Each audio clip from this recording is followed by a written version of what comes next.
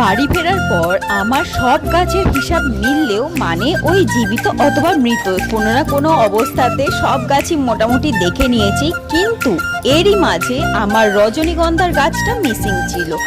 সেই গাছের কিছুতেই আমি সন্ধান পাচ্ছিলাম না। পাবোই বা কি করে?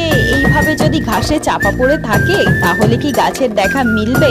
কোনোভাবেই সম্ভব নয়। এই ঘাসগুলো নিয়ে যে আমি কি সমস্যায় পড়েছি বলে বোঝাতে পারবো না। প্রত্যেকটা টবে দখল করে বসে রয়েছে। রজনীগন্ধার বাল্বগুলো আমি ভেঙে ভেঙে অনেক বাল্বই টবেতে আলাদা আলাদা করে বসিয়েছিলাম। রেন লিলিরও বসিয়েছি। তুলনামূলকভাবে রেন লিলির বাল্বগুলো তাড়াতাড়ি গ্রো করে গেছে, গাছ বেরিয়ে গেছে, কিন্তু রজনীগন্ধাগুলো কিছুতেই যেন বাড়তে চাইছে না। কিন্তু আমি এই ঘাসগুলো নিয়ে কি করব ভেবে পাচ্ছি না। সবার প্রথমেই যেইগুলো তুলতে পেরেছি টব থেকে সেইগুলো তো ছাদ থেকে আমি দূর করে ফেলে দেব। এখনো সব টবেতেই জুড়ে রয়েছে। দাঁড়াও তোমাদের দেখাই। তার আগে দেখে নাও এই কাঁটা মুকুট গাছের ফুলগুলো কি সুন্দর হয়েছে। এরকম থোকা থোকা ফুল হয়, কিন্তু হনুমানে সব নষ্ট করে দেয়, মানে খেয়ে চলে যায়।